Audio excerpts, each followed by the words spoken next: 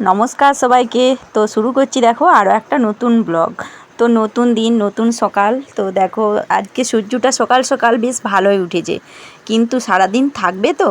তো আগের দিন দেখো বৃষ্টি হয়েছিল সারা রাত, তো সেই জল এখনও শোকায়নি।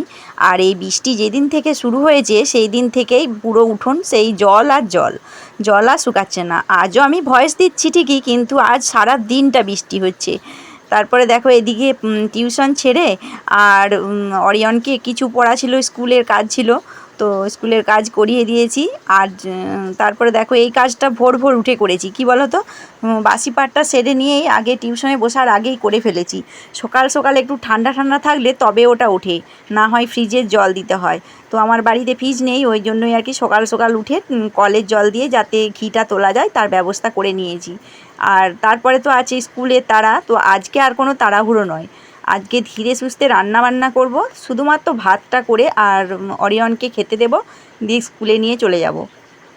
এসে রান্না করব, যেহেতু মাছ আছে তো মাছের তরকারি আরে হবে, এটা তাড়াতাড়ি করা যাবে না। সবজির একটা কিছু তরকারি হলো কিংবা কোনো কিছু তরকারি করলাম সেটা একটা ঠিক আছে, কিন্তু মাছ কাটা বাছা এগুলো একটা সময় লাগবে। তাই আজকে তাড়াহুড়ো না করে ধীরে সুস্থে কাজগুলো সারবো। আর অরিয়নকে আজকে একটু সাবান মাখাবো। প্রতিদিনই ঠান্ডা ঠান্ডা লেগে যাবে এই করে তাড়াহুড়ো করে হচ্ছে নি। আজকে ভাবছি গাতে একটু সাবান মাখাতে হবে। তো রোদ্দুরটা রয়েছে, যাকে গাটা শুকিয়ে যাবে, আর ওর বড্ড ঠান্ডা লাগার ধাত, আর সেই কারণেই আর কি ভয় পাই যে সাবান প্রতিদিন মাখালে বা একটু তাড়াতাড়ি বেশি দিন পরই মাখালে ওর বড্ড গাল ফুলে যায়, আর হচ্ছে দাঁতের গোড়া ফুলে যায়, গাল ফুলে যায় না, দাঁতের গোড়ার যন্ত্রণা করে। আর সেই ভয়ে আর কি সাবান মাখায়নি। তো আজকে মাখাবো। আর এদিকে দেখো মা বেশ কদিন বেশ সুবিধা পেয়েছে। মাছ মাছ হচ্ছে এই পাড়ার দিকে যায়, আমাদের এখানে কাছে বাজার বলে আমাদের এদিকটা দিয়ে পেরিয়ে চলে যায়, কিন্তু হাঁক দেয়নি। আর মা নেয় বলে সে মাছওয়ালাটা এসে নেবে নাকি জিজ্ঞাসা করে, আর মাও না করতে পারেনি। যাই হোক, ভালো মাছ পেলে একটা নিয়েই নেয়। আর এইটাও সকাল সকাল নিয়ে নিয়েছি, যখন সকালে উঠে একটু গোবর জল দিচ্ছি আর ঝাঁট দিয়েছি তখনই মাছওয়ালাটা পেরিয়ে যায়। আমাদের কাছে বাজার, সেখানে মাছের আড়তে মাছ মানে সব পাইকারি ব্যবসায়ীরা নিয়ে যায়, দিতে আসে, আর খুচরো ব্যবসায়ীরা ওখান থেকে নিয়ে যায়।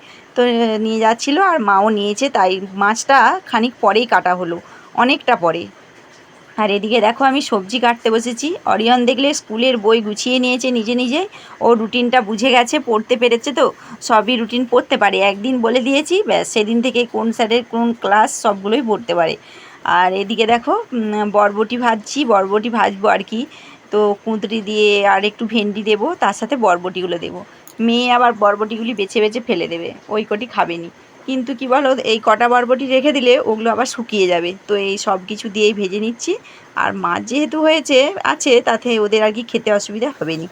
তো এদিকে দেখো সমস্ত সবজি কাটা ধোয়া করে আর নুন টুন মাখিয়ে রেখে দিয়ে যাচ্ছি।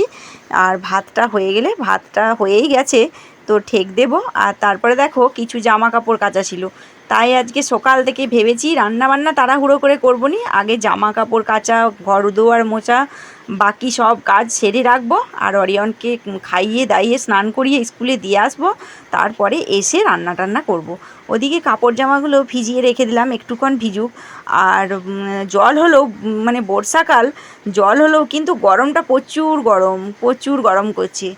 একবার সাইকেল করে স্কুলে গেলে পুরো জামা কাপড় ভিজে যাচ্ছে, এত ঘাম দেয় আমাকে।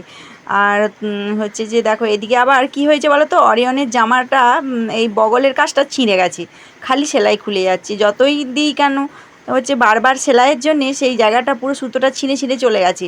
তাই একটা অন্য জামা নিয়ে আসতে হবে, আজকে সেলাইটা করে নিই, পরে হয় কোনো দিন না হয় যেয়ে নিয়ে আসবো। আর ওর তো প্যান্ট কিনতে লাগেনি, কারণ সরকারি স্কুল থেকে সাদা জামা সাদা প্যান্টটা দেয়, ওকে ওর ভর্তি করা আছে ওখানে, মাস্টারমশাইরা ডেকে দিয়ে যায়। ওই স্কুলকে আমি কোনো মতে ওকে নিয়ে যেতে পারিনি।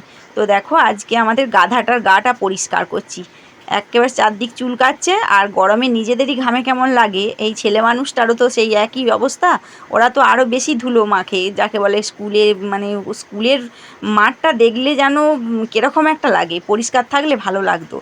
তো ওই কাদা জলের মধ্যে কী যে করে ছেলেগুলো কে জানে। তো ওকে স্নান করিয়ে আর দেখো এইদিকে ভাত দিয়েছি। ওর আবার পছন্দের খাবার একটি দেখো, এই যদি ভাত খাবে তো কিচ্ছু তরকারি নেবে না, আমি তবু একটু ঝোল দিয়ে দিই, তাই আজকে আর সেইভাবে করে উঠিনি। আর এদিকে দেখো একটি ডিম ভেজে দেবো। ডিমটা আবার ভাজাটা দেখো ওর দিদির কাছে শিখেছে, দিদি এইভাবে খায় তো ও শিখে গেছে। এইভাবে ডিমটা ভেজে দিতে হবে, একটু ওপর থেকে নুন ছড়িয়ে দেবো আর একটু উলট পালট করে ভেজে দেবো। কুসুমটা কিন্তু ভেঙে যাওয়া চলবে না। তো এইটা দিয়েই ও ভাত খেয়ে নেবে।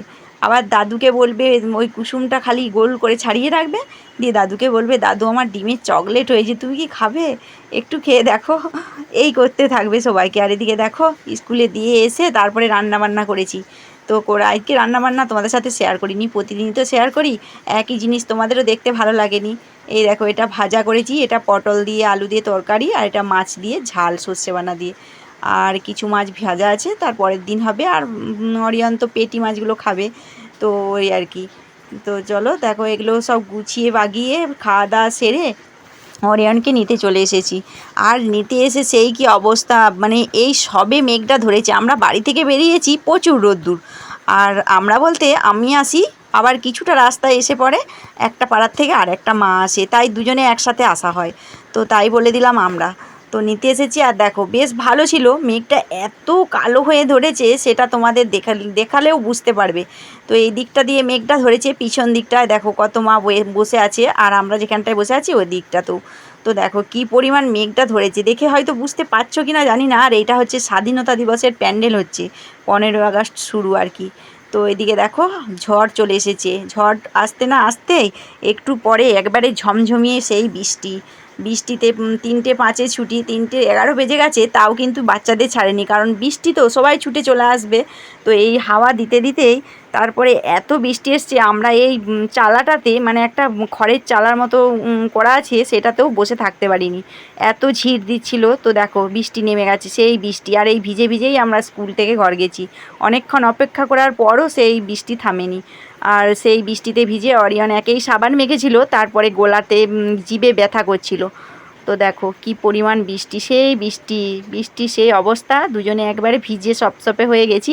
ছাতা নিয়ে সাইকেল চালাতে পারিনি, এটাও একটা আমার আর কি হয় উল্টে পড়ে যাব কাদায় তাহলে। তো চলো আজকে মতো এই পর্যন্ত, টাটা।